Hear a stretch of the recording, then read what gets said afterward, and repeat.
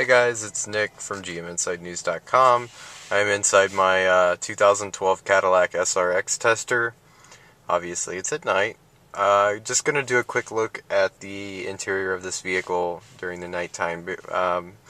Despite the debate around the interior for the material quality and overall design, it's hard to debate the fact that it does have some fairly cool lighting effects at night. And I'm actually pointing the camera at one of them. The gauge cluster is pretty impressive at night, with its white background, black typeface, and then of course the color driver information center, which is centered in the analog speedometer. And of course you can go through all of the traditional GM DIC options, which are pretty much the same in every GM vehicle. Only, obviously, the graphics and animation here are pretty clever, and you also have the speed limit indicator, which I'll talk about more in other videos.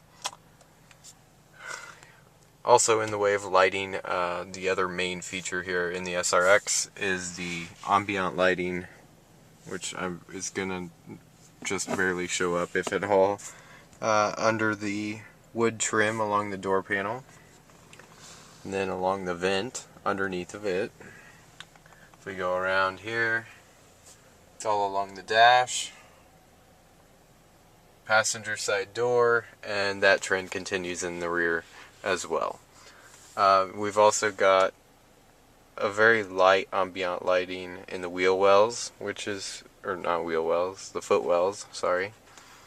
It's very soft, subtle, which is good. I like that. Some of them are a little too bright at night, which I don't particularly prefer. Also rounding out the ambient lighting, we have a downward white LED pointing down on the center console, so you get a little glaze of light over the shifter and the buttons down there, which is nice, and that's becoming a trend in almost every vehicle now that's at least over 30 grand, it seems. In the back, which isn't showing up very well, there's actually quite a bit of ambient lighting under the rear seat, which is interesting and kind of unique in this, really, in interior lighting in general. Looks nice, and if you drop something on the floor, at least you'd be able to find it when you're in the back seat. On the center console, not a whole lot in the way of interest as far as lighting is concerned. The clock does light up nicely. As far as the rest of it, though, it's pretty well run-of-the-mill, which is not a bad thing by any means. Then you've got your push-button start over there. And, of course, we have and I'm gonna, I'll open the door here. And, of course, you have the very attractive Cadillac insignia on the door sill plate. That's only for front seat passengers.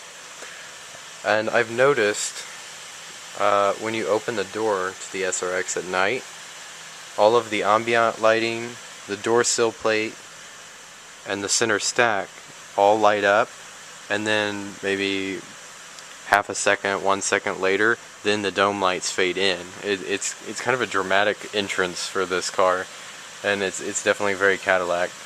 Right now I have the dome lights off so you can see the insignia, so let me go ahead and turn those on. Here they're phasing in.